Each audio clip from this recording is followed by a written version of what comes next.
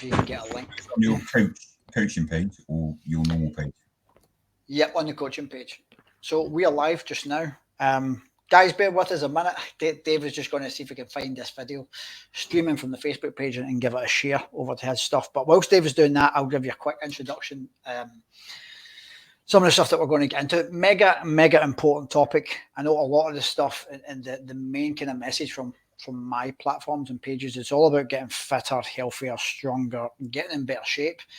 But, you know, healthy body, healthy mind, healthy body, they all go hand in hand. And something that is really important to me is mental health as well. Considering, you know, leaving the army, I struggled a lot with depression, anger issues, feeling a bit lost, isolated, sad a lot of the time. And I had to work with a counsellor and a shrink and go through a lot of my own shit.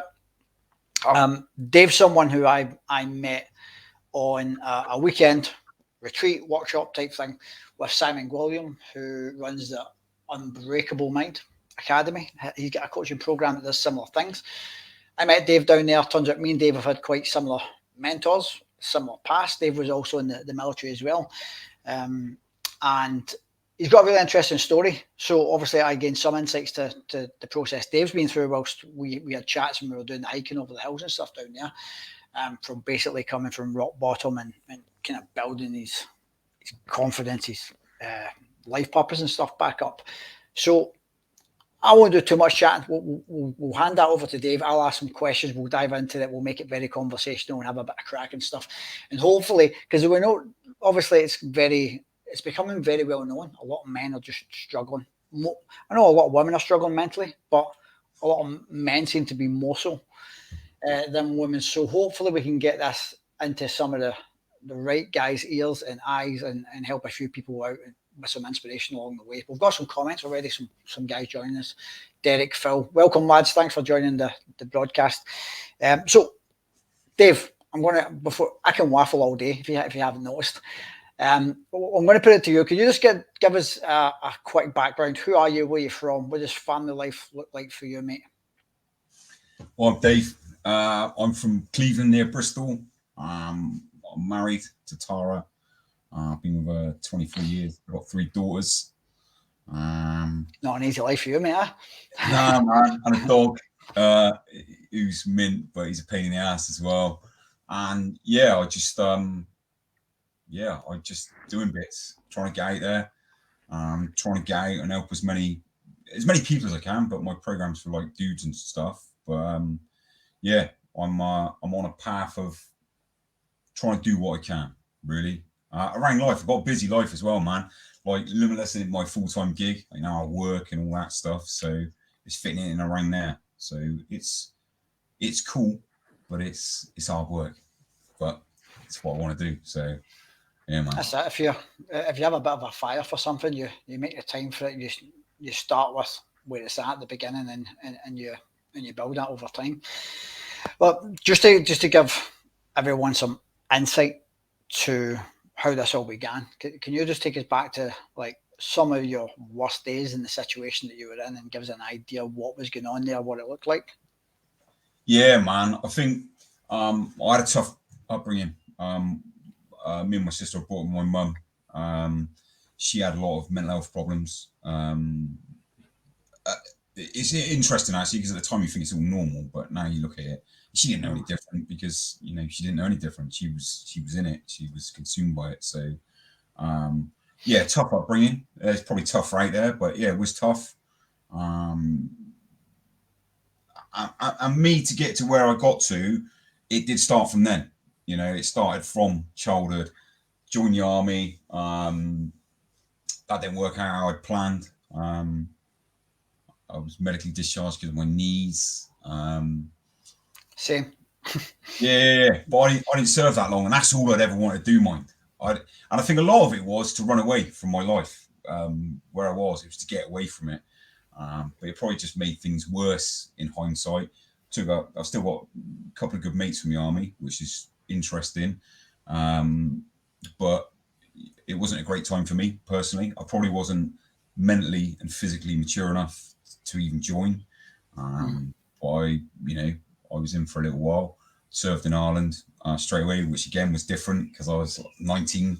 And there you go over there, son. You know, get your weapon, get your magazines, get your rules of engagement, crack on. You're like, oh shit, what's going on here? So, yeah. And then I think when things started going real wrong, you know, putting aside my childhood, I'd like to point out as well, like my old dear did the best she could. Like, you know, she was good.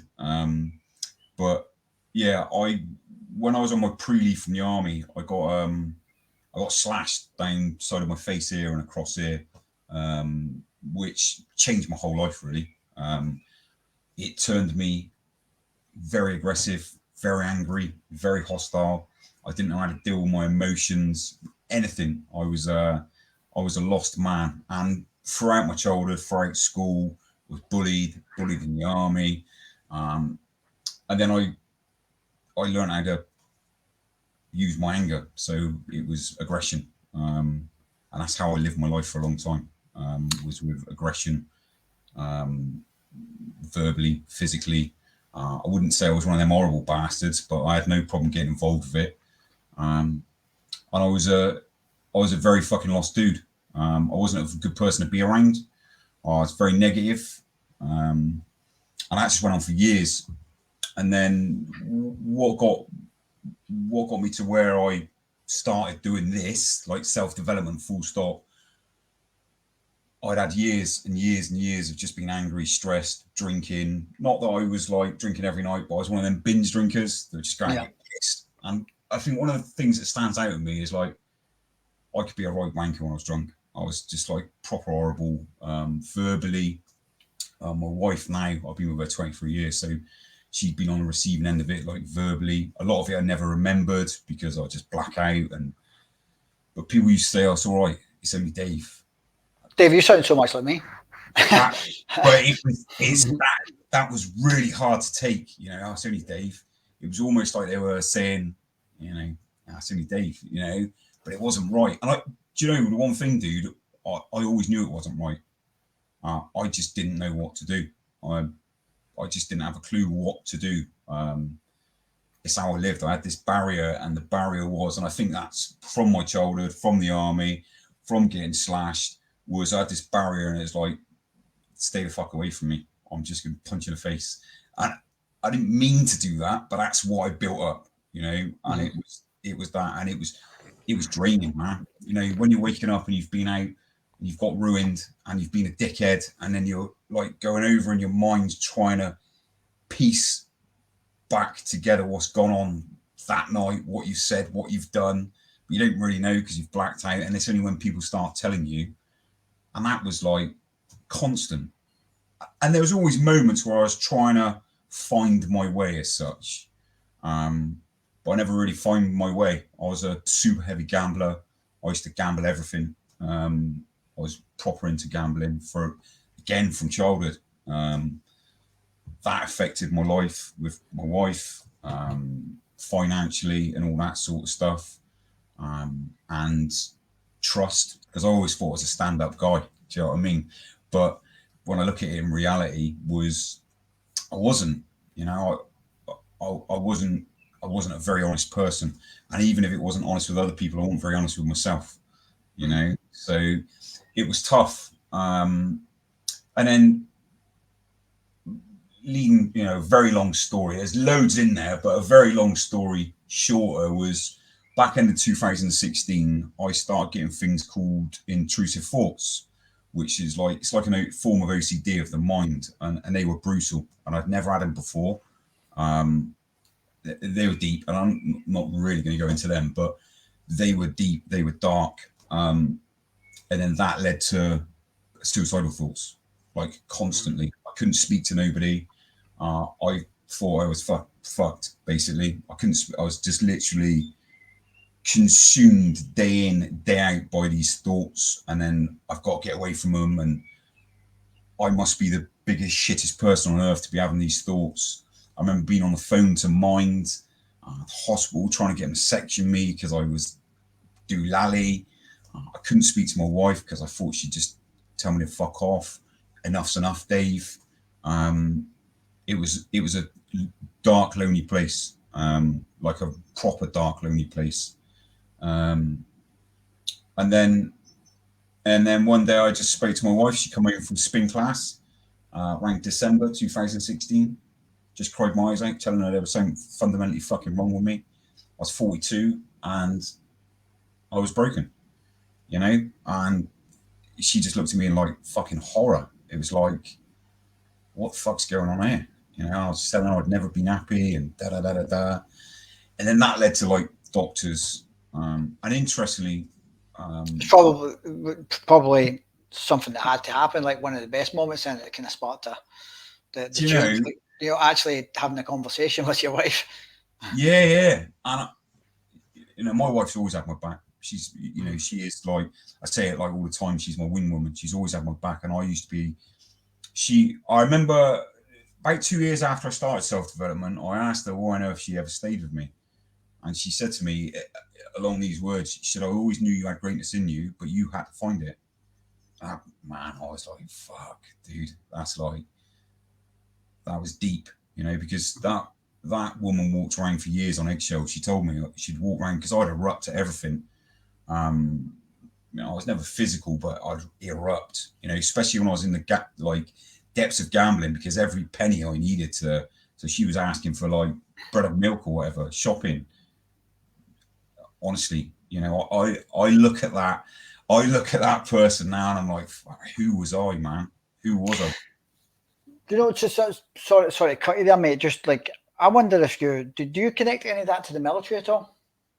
So like the training and stuff that we go through in the military. Not necessarily that the military is a bad thing. Like, I mean, I loved my time in the military, but the process that we go through is like, you know, certain emotions are trained to be dominant in us, like aggression, anger, and there's certain ones that are, you know, they want us to kind of just suppress. You know, like any kind of signs of weakness and those kind of things. It's a very male alpha dominant environment, especially when you're being trained to go to war in places like Ireland, Afghanistan, and those kind of things. The training can be quite heavy, because I found that obviously when I was struggling mentally, I went to a lot of the veterans charities, and I got help from a few of those. And through some of the workshops I did with combat stress, there was quite a lot of guys with similar stories. It was like just 0 to 100. You know, can't really have rational conversations with their partners and stuff. They would just fucking fly off the handle and shit like that. And something that the mentors in combat stress were trying to help us understand, that a lot of this has been trained into us, you know, from the military. And part of the issue with a lot of veterans coming out is like, we're not trained to leave the army and like how to manage emotions. Do you know what I mean? So we can often, I'm not saying this happens to everyone that's been in the military, but you can see how that can be an issue in day-to-day life.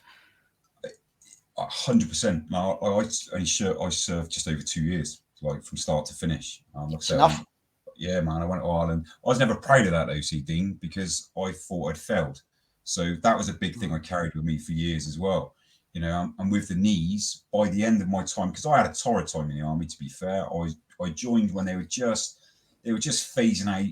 You get charged or you get filled in. You know, it's like that was still around and all that. And I was unlucky enough I got the battalion wanker that took a disliking to me. He was a big dude and I was tiny, and he used to lever me, you know, and it made my time miserable in the army. There was aspects of it I really enjoyed, but for me, it was a 2-year period that was hard, man. But when you talk about that, the training, especially infantry training, you know, you do your basic, but then I went up to ICB Otterburn, so I did my infantry training up there. Lots of nightmares from Otterburn. Yeah, you know, infantry training, it was brutal, you know, and they do literally smash you to pieces, like mentally, physically, and they make you feel like you're 50 foot tall. So then when you're coming back into normal life, especially growing up being bullied, you know, I'm coming back and I'm looking at it, I'm like, I'm a trained combat infantry soldier. Who the fuck do you think you're talking to, mate? That's why so many squaddies end up in the nick. end up in the jail like when they go on leave because they think they're fucking 10 men. Honestly, it was, but that is what is drilled into you. That is what they tell you. That's what they drill into you. That's what they expect of you. And it's almost like ultimately they are training you to kill. That's what they're training you to do. You know, they're training you to be in a position where, you know, if you're going into combat, you got to be ready. You got to be prepared. And they do drill that into you. And that's not me trying to be over dramatic. That's what they're doing. And then they want you to go home and be nice and calm and relaxed. And there's probably some people out there that can do that. Do you know what I mean? Yeah, I think especially people who had a lot of great mentoring growing up, because you know I relate to what you're saying. Some issues from childhood and stuff. I had a great upbringing as well. My parents were great, but you know I can see that some of the bad habits that I've got from them as well, and carry into adulthood. Yeah, and then that's obviously plays a massive part as well.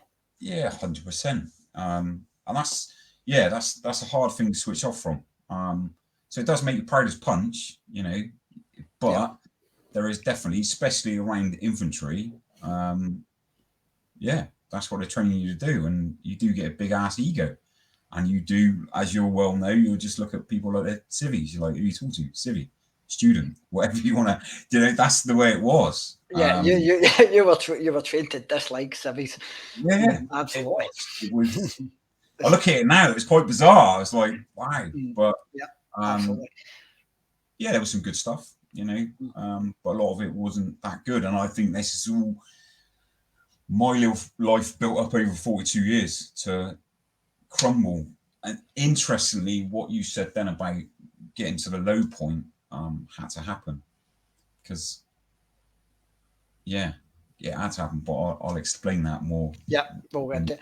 So we're going to get into some more stuff about where you're at now, Dave. But for you guys that are tuning in, whether you're watching the live stream or catching a recording, if you're watching it on YouTube or Facebook, do me a favor, follow the page, hit that thumbs up button, drop us a comment because it really helps other people see it.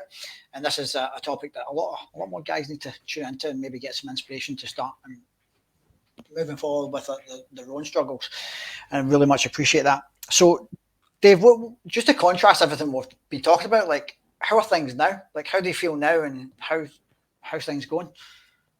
Things are all right. Do you know what I mean?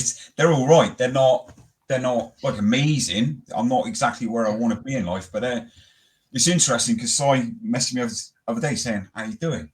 And I could have gone into the things that ain't quite working right at the moment, and nothing's terrible. Don't get me wrong. But they're not working quite out. And I said, you know what? I'm all right. But, you know, the stuff I need to work on, I'm working on. And I think that's the biggest thing now is I can still get caught up in stuff, obviously, but I work on stuff now. I've got an idea of how to do things, how to go about things. And I think that's where a lot of people struggle. They haven't got a clue. They just haven't got a clue. They haven't got the skills. A lot of people haven't got the energy. A lot of people haven't got the drive. So when people ask me when I'm all right, how am I doing? I'm doing all right. Do you know what I mean? If I was to go back, if we do the old comparison thing, which can be bad, but 6 years ago to today, it's like a different fucking world, dude. You know, you know, if I went back to that person sat in front of the doctors going, mate, I want to kill myself daily, to where I'm at now, I'd have paid hundreds of thousands of pounds if I get hold of it to feel like I do today.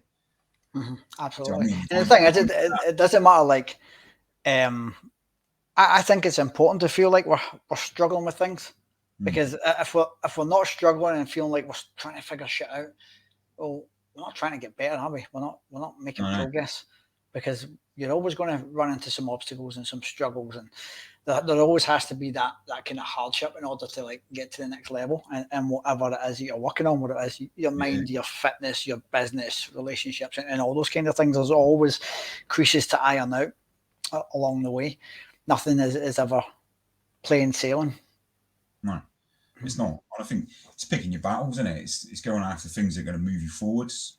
And I think that's a really good thing to have. It's good to have vision, goals, whatever you want to call them. You know, something to go after. But I think it's what you get while you're doing it. Yeah. You know? If you're not being challenged, then you don't improve. No, and that's it, isn't it? It's you've got, and I think that's the biggest thing, and I think that's the biggest thing that scares like everyone but men is that putting our hands up and going, do you know what? I'm not where I'm at, and I need some help here. I need some help. 100%. I've just been writing some content recently this week because we're going to be launching the 20-day rebirth program soon. So Phil's just commented, change is uncomfortable. Right, change is uncomfortable. But so is staying the same. Do you know what I mean? It's like, well, we need to choose the difficult. One of them leads to better things. One of them takes us further down the rabbit hole. So, and one of the topics that I've been writing on this week is the fact that men just don't ask for help enough. I don't know if you know, Dave, but in the health, fitness, and kind of weight loss industries, almost 70% of all people who hire a coach are female. It's women, which those statistics speak for themselves. That's why a lot of the guys that I know in the fitness industry kind of try and target their message mostly towards women, just because it makes sense from a business point of view. More women are more willing to invest in themselves and get help from coaches. They don't mind saying, "Oh, I need some help. I'm struggling." Men, we tend to fucking bottle shit up. We sometimes see that as a sign of weakness. I don't know if it's a bravado thing that we don't want to admit that I need a bit of support here, whether it is fitness, getting in shape, with our mental health and stuff. In fact, it took me quite a bit of encouraging from some people close to me before I decided to go and see a veterans counsellor. But the thing is, we let ourselves struggle, don't we? When we can actually get where we want to be so much quicker just by standing on the shoulders of others. Yeah, man. It took me 47 years to pipe up to speak to you. It's actually a dumb thing to not ask for help. You know what I mean? It's not. Do you know what? I think the biggest thing is though, mate, with like coaching programs, especially online space and stuff like that, I think it'd be a lot easier in person if you were meeting people and stuff. But I think there's so much out there and there's so much shit out there that I think everyone's painting with the same brush. You're like charlatan, you're this, you're that, you're this, and you're not. And like fundamentally, I believe that most people are like, obviously you're running your thing, I run my thing. Fundamentally, they just want to help people. Yeah, they want to make a living and all that, but they want to help people, and they've got skills, they've got experience where they want to help people. And I think that's the thing from an online view, looking in, people are looking at that going, "Oh, I see this all the time. What's it all about?" But they never try it. They never step in, so they don't know. So they comment or they won't do it through fear of whatever, But when they do step into it, and I know it because I've been there. Do you know what I mean? It's all quite interesting, really. Do you think? See, like when and your process from that moment that you opened up to your wife about all the issues that were going on, was there like a prominent point? Because I'm assuming at one point you didn't see a way forward. Like you were just, all you could see was, I'm going off some things you told me before, like, everything's fucked. There's nothing good in my life. Was there like a certain point that you thought you maybe got a bit of hope back, or you had some sort of kind of vision for going forward? Because I think that's important for people to start taking action on things. That they have to see that there is, a way forward. Yeah, I'd earlier in the year, actually, earlier in 2016, I started like reading self-help books. I'd never done that before, and I think probably at the time it's probably too much for me. In reality, now when I think back, but the turning point was definitely I spoke to Tara, and then I ended up at the doctor's just before Christmas. And this is what I was saying with the doctor, and I think doctors and nurses and all that do wonderful things, but I think they're careful what I say here, but limited on what they do or what they know in depth, really. Because I sat there saying, "Look, mate, I'm fucking ruined." I was telling him about the thoughts, this, that, and the other, and he said, "Oh, have you tried doing a bit of this?" And don't get me wrong, sleeping, drinking, fitness, all that sort of stuff will help you massively, raise your energy and all that. And I just looked him square in the eye and I went, "Mate, I think about killing myself every fucking minute of the day. It's not right." And he looked at me and went, "We've got problems here, haven't we?" And I was like, "Yes, we have, mate." But then I couldn't see no one until after Christmas. And I was ruined. You know, I'd spoke to my wife, but I hadn't told her exactly what was going on. I was still a mess. And in the meantime, I found a private counsellor, and I've had counselling from childhood, and none of it had really worked for me. But I had child counselling in my teens, you know, as an adult for stress, anger, sadness, all that. But this lady was really good. I'd seen her for 12 weeks, and she was specific to OCD, and she explained a lot to me. Not that I believed a lot of it at the time. I still thought I was a fucking arsehole, and I must be because I'm having these thoughts and yada, yada, yada. So yeah, I was put on medication, sertraline. I was put on antidepressants. And I never wanted to take them because I'd seen my old dear on them my whole life, and I was thinking they did fuck all. But I did because I was that broken. And then I kind of plateaued really throughout the year. I just plateaued. I still wasn't really doing nothing. Like to try and improve by, you know, I was just trying. And then my old dear died. Like suddenly she died in the August, and I was like, fuck me, you know. You go into that woe is me on my fucking life and all that. And then this is when I discovered self-development, because I seen one of my friends on Facebook shared a Morty post, the Cliff video, and I watched it and I watched it and I watched it, and I'm like, who is this guy, you know? And I heard everything he was saying apart from the money. I'd never had the money, but I heard everything. And then it come off like doing a seminar up in Newcastle in the December, and I was looking at that. I was like, that's fucking loads of money. I can't afford that. So I put it on the back burner. So from about September to December, I was just like, no, and it just wouldn't leave me alone, mate. It just wouldn't leave me alone. And I then said to my wife, I said, I've got to go. I don't know why I've got to go, but I've got to go. And I did. I paid for the thing, booked the hotel. I tell you now, dude, I want to turn around at every single junction on the way out there. Just like, no, fuck this, ain't for me. What was your worries like as you were heading into that, up to that event? What were the apprehensions that were making you want to? Fear, being around people, and because he was talking about this and that, and I was like, I'm just fucking little old Dave. And I can still say that to myself now, mind. And I need to be careful of my own personal language at times, you know, little old Dave from Clevedon and all this, that, and the other. But I was ruined. And I think because I'd been ruined for pretty much 42 years, and in my mind, I'd tried everything. I was thinking, I don't think this will work. I think it's a load of bullshit. It's just going to rip you off and all that. And I was just like, I was scared. I was scared of going up in a room of dudes. I didn't really know how it all work at the time. But I went up. I got a hotel, and I went to the seminar the day after then, and I got in there, and the first person I see was Si Gwilym, and I didn't take breath, mate. I was going, yeah, fucking work, you know, I was going on at him, and then I went in. He did his thing. Morty did his thing. I had a credit card, and I signed up for a year, and then I started self-development in Unstoppable on 1st of January 2018, and I haven't stopped since.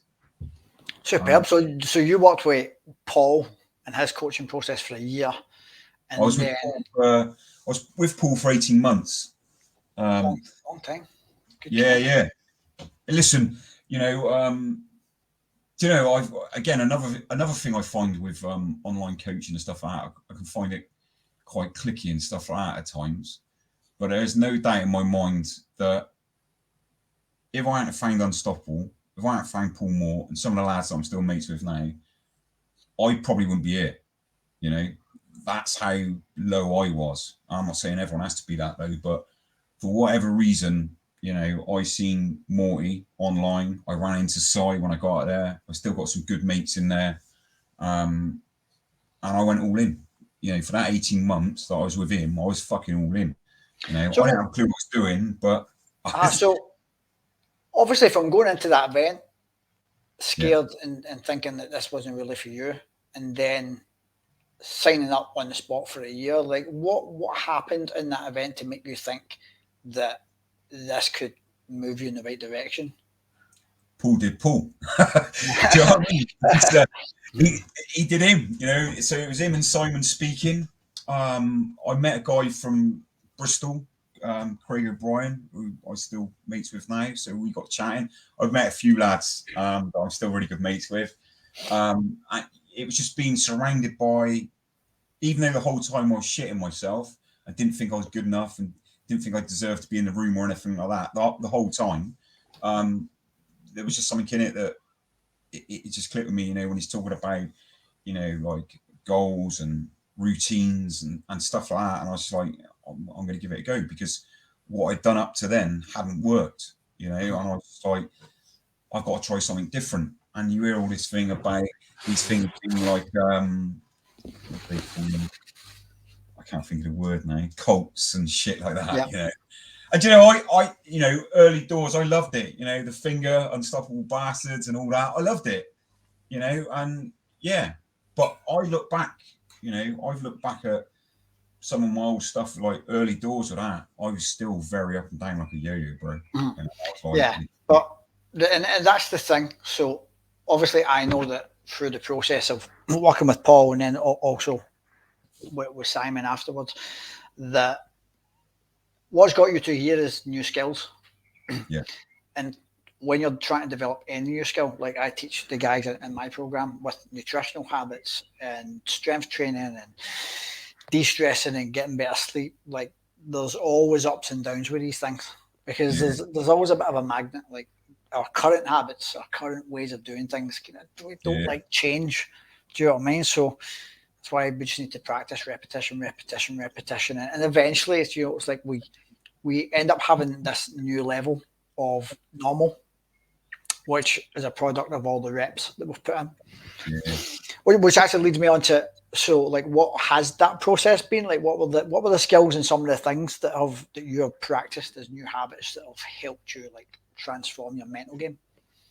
They're really basic, mate. You know, I've done some real, especially with Simon, I deep dive into shit in there. But it's basic stuff, mate. It's morning routines, evening routines, hydrating, meditating, moving, journaling. Real basic. At first, it's really overwhelming. You're like, shit, I got to do all this stuff. But now it's normal. It's just habitual. You know, I can even dream getting up in the morning and doing nothing.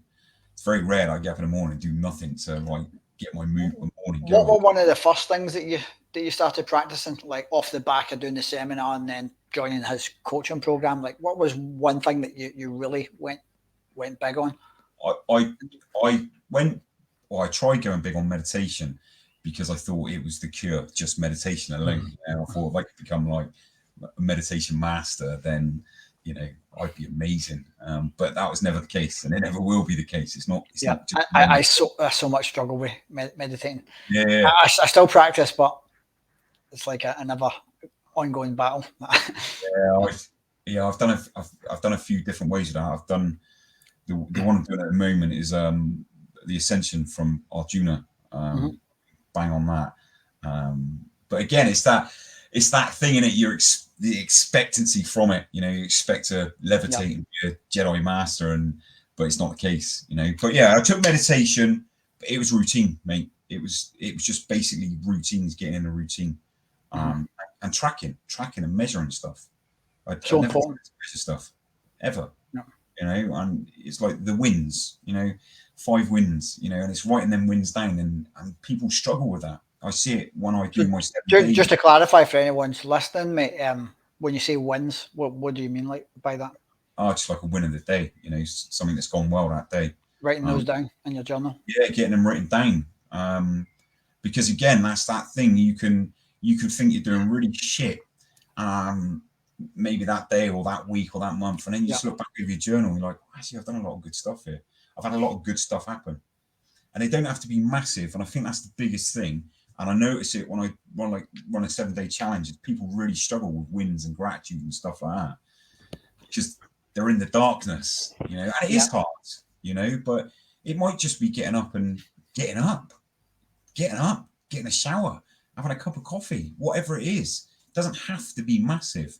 Yeah. And I think, especially like in the world of self-development, they want you shouting, screaming from the rooftops that everything's amazing. Life is amazing, but you can find good in each day. Yeah. At least in a week. There's no fucking daytime without dark. Exactly. Yin and yang and all that. So journaling is actually a habit in my nutrition coaching program. Well, it's not just a nutrition coaching program. It's as much as nutrition, it's about de-stressing, it's about getting better sleep, all the things holistically that make a healthier, fitter, stronger body and stronger mind. And journaling is one of the things that's in there. So obviously, initially learned that from Paul, Mott, myself, and then from Simon as well. We did a lot of work on that stuff when Simon was helping me grow my business. But and I find, looking into that stuff more, that there's actually scientific research that shows that even just keeping a daily gratitude journal helps you think more positively, like in general. So it's like whenever you're kind of met with like a bit of hardship or some sort of obstacle, you tend to be a bit more optimistic, and you tend to look for more ways forward and better ways to deal with the obstacle rather than just focusing on how fucking shit things are and how hard it is. And do you know what I mean? Which I think most of us kind of do by default. I think it's like human nature to do that. But what journaling can do, even if it's just writing down 5 wins from the day, then some people would turn their nose up at that, like, what's that going to do? Like, but what it is it's taking your attention from like the stuff that's going on in here, and it's actually you're forcing yourself to find some good. Some good, even if it's been a shit day. It doesn't have to be wins, like, so it could be like just 3 people you're grateful for. 3 things that you're excited about, things you're looking forward to, and what you're starting to do. Just like you're gonna start to encourage those thoughts out, because people struggle. People are struggling mentally, or struggling because they're having too many negative thoughts. But often it's not the thoughts; it's like the attention we're giving them. So we're almost training with attention. Do you find that, or do you find something else from it, Dave? It makes you sit down and think. It makes you think, and it just like journaling. It's like you can plan, so you can take brain junk out and just put it down, so it's taking it out. So it's calming. So obviously with the journal, I do morning journaling, but I do evening journaling as well. So what's gone well, what do I need to improve tomorrow, what could I improve tomorrow, and it's just taking out little to-do lists and stuff like that we could deep dive on this all day long, but it's just settling the brain. But again, it's and you said it then, it's really easy. If you ask people, it's really easy to find something negative in their life. You ask them to find something positive and they start, but if you ask them negative, they'll fucking reel it off. They'll be like bam, bam, bam, bam, bam, bam, bam. And I think you said that's life. And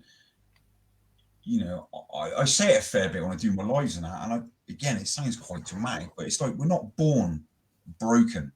We learn this shit as we grow. So therefore, if we learn it, we can learn new things. We can unlearn it. But a lot of people won't look at that. If someone has said to me, like 6 years when you were at your worst, meditate, I'll be like, go and hug a tree, mate. You hippie, get away from me. Do you know what I mean? But it's only because I've done it now, and I do the journaling and I meditate and all the stuff I do, I know how impactful it is. And I think a lot of people, and I don't think it's their fault, they're scared. They're scared they're scared to put their hands up and go, I'm struggling, which we can all do. We can all still can do it now. I can go, it might take me a little while to ask for help. I'll always ask for help now, but it might take me a while. But I think that's a lot of people. And a lot of them going, won't work for me. Well, how the fuck do you know? Because you haven't tried it. Do you know what I mean? It's like, how do you know? Because you've not given it a go. That stuff's that's not what I need. It's just like, it won't work for me, mate. All right, okay. Do you know what I mean? Because, I don't know, mate. Like I say, Unstoppable was the start for it. And then, I joined Si, I don't know, about 3.5 years ago. And I'm still with him now. And that, my mind's been blown in there at times. Even sometimes I sit there and I'm like, I'm well out of my league here, bro. Do you know what I mean? But it's awesome. Side of the Jedi. And it's two very different, it's two very different programs, I love done stuff for. I love like the events and that. The men, you know, getting in and around it, going on the events. Went over to Malaga and shit. That was cool. But Sai was always there. Like Sai's a bit of a Jedi, isn't he? Do you know what I mean? And it's always really intriguing because he was always like deep in the meditation side of it, and I really wanted to find more of that, you know. So yeah. Do you know what's funny? Like, because I worked with Simon 18 months. Like, he helped me grow my online coaching business, and we did a lot of the mindset stuff along with that because it's part of it. And just before I started working with him, like I was looking for someone to help me kind of get things going in the right direction and get it off the ground, right? And you know, I engaged with some of Sai's stuff on his Facebook page, his live posts and those kind of things. But we hadn't really spoke like through Messenger or anything like that in quite a while, maybe a few years. And randomly, he just sent me. So I was thinking about sending him a message just to say, listen, mate, can I ask for some advice? Randomly, I get a message off him saying, all right, Dean, how's things going, mate? You good? I'm like, that's fucking strange. You know, I'm just thinking about messaging him to see if he can coach me, like with the online business. So we jump on a call, and then obviously, rest is history. 18 months later, we did a lot of good stuff. But do you know, good thing Sai as well. Like last year, he got me doing a little bit. So I went along with him and Ben and that, and he had me up doing a bit of talking and that, which was fucking mint. Do you know what I mean? So yeah, he had me doing a bit of Unbreakable, which was nice. But yeah, it's cool shit. And people ask me now, you know, do you still do coaching? Are you still in the coach? Yeah, man, of course I am. On that note, what would your advice be, mate, for a guy who is currently at rock bottom, who just feels like life's fucked, and you know, maybe like there's no way forward, things are too late for him? Do you know, I think about this a lot, but because I'm very open, I'm like an open book with where I was at. You know, I don't hide nothing, but I know people aren't like that. A lot of people don't like to openly talk about stuff, but you do have to ask for help from wherever that may be, whether it's a coach, whether it's group, whether it's doctors, wherever it is. You do have to ask for help, and then you have to start, because people ask for help and they get told what they can do or should do or whatever, and they don't do nothing. And you know, I think the biggest thing, and it can sound quite harsh, but it's taking accountability and responsibility and stop blaming the world, because I used to blame everything. It wasn't my fault. It was this, it was that, it was blah, blah, blah. Biggest load of bullshit. And don't get me wrong, I've had shit things happen in my life, but there could be a dude that's exactly the same as me, gone exactly the same way, and it's perfectly fine because they've just dealt with it better. They've had better skills or whatever it is. And I think it's a lot of that. It's a lack of skills. I had no control over my emotions, reactions, because I didn't know how to do it. Yeah, that rings a good bell, and that's so relatable, because I think, you know, something I used to get really stressed and frustrated was because I used to be really terrible with money. And a lot of the guys in the army were like that, because partly why we all joined the army is because we were broke and had no prospects and stuff. But I used to be awful with money, really, really bad. And even when I made more money, like, it would just disappear and just fucking spend it. And my parents are still like that. They're not great with money, but nobody taught them either. But for a while, I used to feel angry with them, because I'd meet other people who, you know, same age as me, and they were financially secure and stuff, and I find out, you know, these skills were passed down from the parents and stuff, and I'm like, nobody fucking taught me this stuff. But when I started taking personal responsibility for that, you know, I've got books I could rhyme off from here, and learning about, you know, personal finances and those kind of things, and just starting to build better habits, you know, like you've done with the mind. And getting your shit together, like I've done in the past with my health and my fitness and stuff, and just taking those small steps and practicing, just like dipping your toe into those new routines and new ways. All of a sudden, like, I'm not a rich man, but I'm good. Do you know what I mean? Like, I'm good. If shit goes south and my business ends tomorrow, hey, I'm good for at least 6 months. Do you know what I mean? Like, I've kind of worked really hard to get myself in that position. And I think, like, when I started just taking, say, this is nobody else's fault but fucking mine. Do you know what I mean? I could just blame all the money that I've wasted on You know, the fact that my parents didn't teach me about money, but nobody taught them. It's not their fault. Yeah. If I wanted to be different, then I need to fucking take it because I've still got plenty of life to live. Do you know what I mean? I think that's the thing, mate. And I think a lot of what we do learn is from, you know, what a lot of what I learned was from my mum, you know, and that was fucking chaotic. And even though I thought that my whole life, it was there, whether I liked it or not. But yeah, I just think, you know, I think the biggest thing is you, and it does sound harsh, is accountability, responsibility, and stop blaming the world. And then when you find your thing, whatever it is, just go all in. And go all in the right way. Don't be reckless, you know, because a lot of people will be like, oh, I've started this now, so I'm going to go after fucking everything all at once. It's going after things in the right way, the right manner. Yeah, you got to dig in. Yeah, you got to challenge yourself, but it's doing it the right way. And environment, mate. Environment's massive. And people might say, oh, you'll say that because you run a group. Nah, man. I've been in a group before I ran a fucking group. I've been in a group, so I know how powerful it is. You know, I know what it's like to have. And again, it sounds fluffy when you say like-minded people, but it is. It's them like-minded people around you that, like, you get the right crowd, they're willing you to win.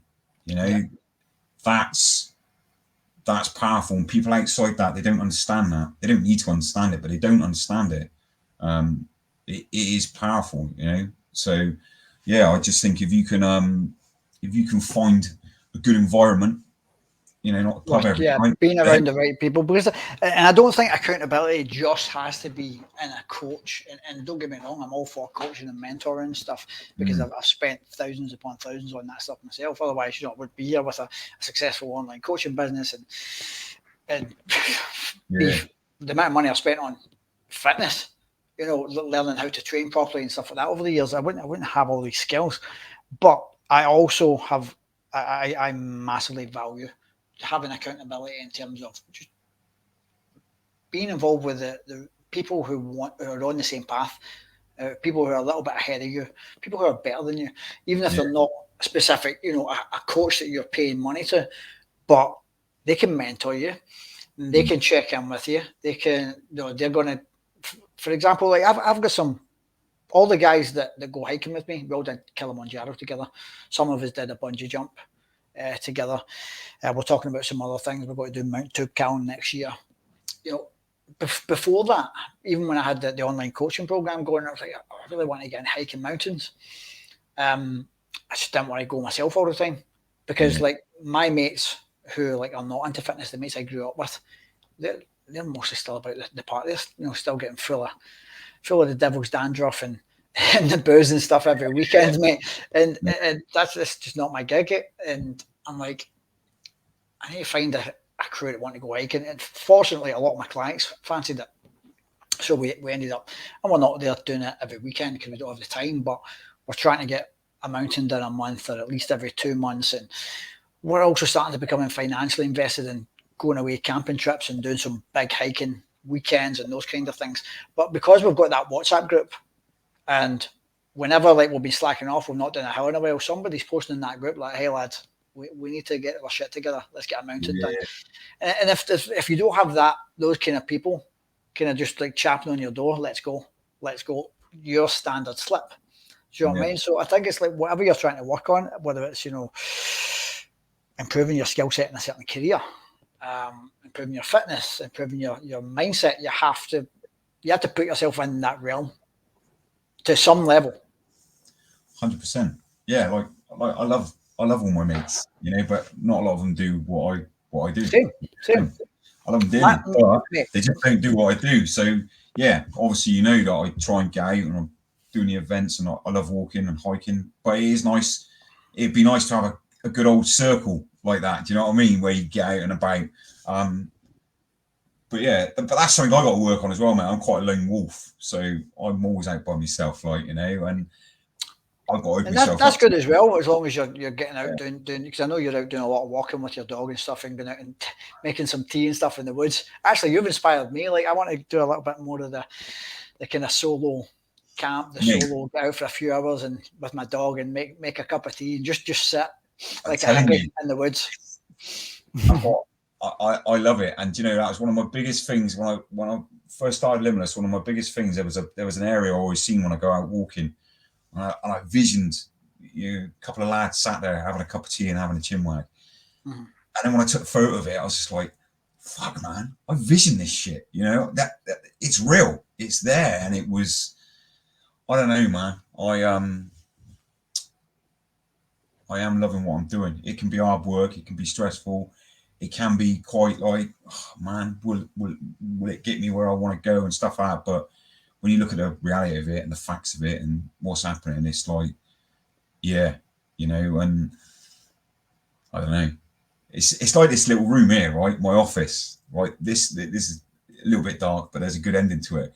So when I was like at my worst, like this was my workshop, this shed, and I had a table over there, and a Stanley knife. And I used to come in here and I'd just be like to myself, my mind was going, just do it, just do it, just do it.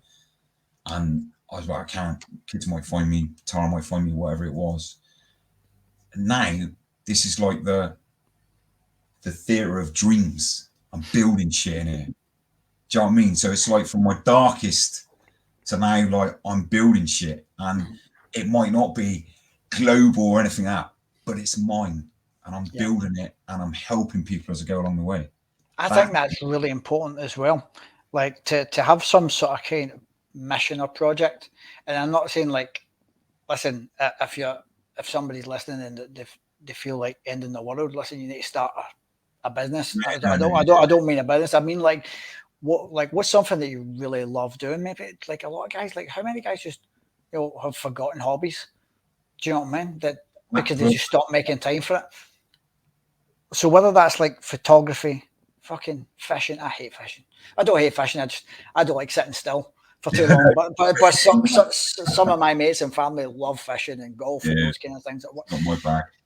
If you've got an artistic side to you, some sort of thing you used to love that you don't do anymore, are you surprised that you're feeling so low? And of course, there's other issues that are part of that. But if you're not pursuing things that like fucking get you fired up and make you feel excited for that thing I've got coming up on Saturday. Can't wait to get out and do that. It might be something really silly, like going to the bingo if that's your thing. But but it's your thing. And I think you need to. We can get really good at just belittling those things because we grow up. And man. I've got I got a rally chopper, the old rally choppers. Mm. And when I was at my lowest, I used to go in my garage and I bought it off someone for £38.50p, and it's a rusty piece of shit. And I stripped it down, I sanded it, I sprayed it. It's got a big old, I don't know, it's like a giraffe seat cover. I rode that round, mate. I'm 47. I didn't give a fuck, man, because it makes me smile. It makes me smile, and when people see it, they do smile. They'll either go, grow up, mate, or they just smile, And I think that's the thing is trying not to care what people think. That's not me saying try and be a dickhead or anything like that, but it's trying not to care. And we can all do that. But I think one of the biggest things, mate, is knowing that, because this is around like mental health and that, is knowing that you can change. It can change. Mm-hmm. You just got to do things differently. And I know when people are like deep and dark and they don't think it can change, but it can 100%. And I genuinely believe that through my own experience, but seeing other people do it, and people are doing it every day. It's not like a phenomenon where it happens once in a blue moon. People do it every day. They change and they can start feeling a bit better. And that is very much possible. Absolutely. Do you know what I mean? Yeah, and we're going to finish up on this, mate. Limitless. So, what is Limitless, and why did you go from working on yourself to what made you feel that you had to start that? I love the environment around Unstoppable. I've always wanted to help people, even when I was like ruined and angry and that. I was always a good soul. I always try and help people where I could. And I just had this thing in my head where a lot of it, to be fair, at the time was I wanted to do outdoor stuff, which I am doing, but I knew the name straight away. I don't know why I knew the name. It was Limitless, and then I'm doing it better because people say I'm doing all right. We'll do it a little bit better, innit? Do you know what I mean? So that's why it's Limitless. Do it better. It's a self-development program, coaching program, whatever you want to call it. I run a group online. I run challenges. I've got a main group where we go through, goals and visions and any problems they got, and they got journals to do all the stuff, and it's a community. I'm really big on that, like community environment. Yep. We get out and walk for the local lads. We get out walking. I run events yearly, so we get out normally around the Brecons. I get them doing some challenging shit, like jumping off cliffs into the river or stuff like that, because I feel you've got to have challenge. But it's that man side of it. You just with men, fire, a beer. They're not allowed to drink too much on them. They can have a beer or two, but I think that's one of your lads posting, Phil Taylor. He said it's a brotherhood. Brotherhood, 100%, 100%. And I didn't really know what Limitless was going to be about, because obviously I had Paul as a coach and I've had Simon as a coach, and they're like opposite. So it's like trying to find my way. Yeah, you have to find your own spin on things, and yeah, and I think people who are attracted to you and your message will come. Yeah, and that's it, mate. I want to work with this guy.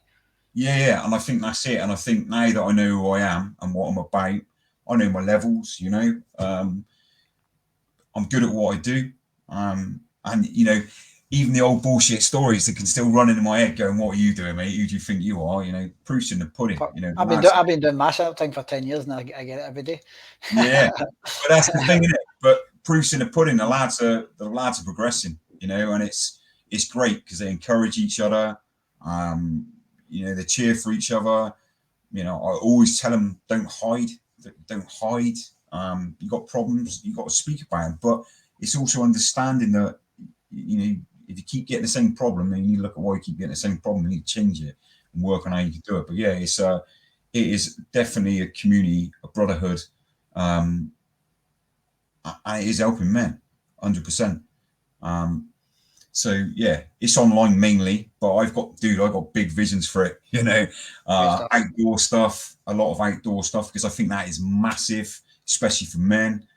Get out in nature, big nature, mountains, rivers, fire.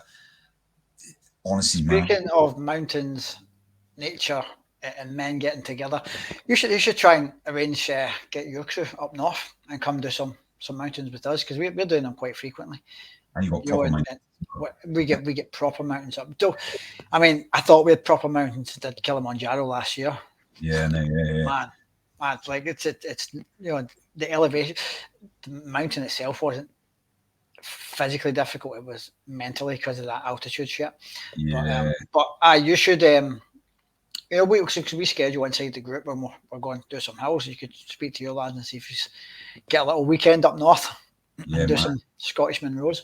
Yeah, and get cold water as well, because I know all my lads, not all my lads love it. When I do a cold water challenge, mate, they're like, really, mates? Some of them do. Some of them do really well. But yeah, that's what it's about, mate. It's having that place where you can come and you learn some shit, you get some skills. It's not like you just come in and chat and about life. Yeah. You're in there to learn. You're there to be skills and then move forward. Held accountable, supported, and pushed to actually go and do stuff. Yeah, 100%. I loves it, mate. Like, genuinely, I do. And I sit here now, like, in front of you, and it was a fucking pipe dream. And now it's reality. Yeah, it's not quite where I want it to be yet, but keep working, keep plugging away, then there's no reason it won't be. I remember when we met, and you were talking about doing your some of, was it your first retreat, or was it just starting the program? Do you know? I can't remember exactly what it was, but biggest stressful things I had was not doing it. Really and overthinking things, and I think we're all the same when we're trying to start something new. Like, what if this goes wrong? What if that doesn't work? And you learn as you go, don't you? You need to fail fast and learn fast. And and obviously, as you well know, I'm a merch dog as well. I got loads of merch. I love it. I need to get good at that stuff. I'm sure I like my guys would like some. get out there everywhere. Yeah, I may need to hire you as my merch guy and sort that out, mate. We're going to finish on one last question. What is on the horizon for you going forward from here, mate? What are the goals that you're working on now? Goals are what I'm working on is building my online presence as such, just not for me, just to get known, to get more guys in the group. But when I talk about getting outdoors more, I'm aiming at doing more stuff outdoors, events, and going towards that as well. But the online platform's brilliant because you get to help people week in, week out. But yeah, 100% outdoor stuff. I've got Limitless Wellness Hub in my mind. Everything. The vision's massive, mate. But you got to have a vision. You got to have something to go after. Even if it does seem extremely out of reach right now, you just never know. Like I say, I didn't think I'd be sat here doing what I'm doing now. So I'm here now. So the next step's that. But yeah, it's just getting known. It's getting out there, mate. It's getting out. And it's getting out there to help as many people as I can. Because I genuinely believe that change is possible. I do. And you know, like you said right at the beginning, it's like mental health and that. There's a lot of awareness in that, but there's not really a lot of changes there because it's still massive. So it's trying to say, you know, the old saying, going helping one man at a time. That's all it is. I mean, yeah. Well, you keep doing what you're doing, mate. Yeah, man. Yeah, I know. And you keep doing what you're doing, brother. We shall. On that note, we're going to finish there. So thanks very much to you, Dave. For you guys that are watching, listening, I'm going to ask you a big favour. Obviously, this is some really powerful stuff. It's really inspirational stuff. I feel very inspired by a lot of the stuff, the changes that Dave's made and how he's helping other guys. So can you get the link to this video and send it to someone or 2 people or 3 people who you believe could benefit from watching or listening to this stream? Can you do me another favour?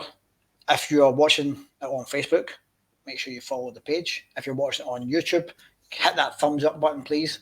Give us a comment because it really helps the videos on YouTube get shown to other YouTube watchers. And subscribe to the channel. We're also going to ask Dave where you could find his stuff and follow the Limitless content. So Dave, I probably just told them. Yeah, I'm old school, bro. I'm just on Facebook. I'm on Facebook. Limitless Do It Better. I got a page. Or me, Dave Watson. Follow overall because I talk on both. I ramble all the time. So good. Same. Okay, gentlemen, go to Limitless on Facebook and find and follow Dave there. Thanks very much for tuning in. We've been here just over an hour, so really appreciate you giving us your time and attention.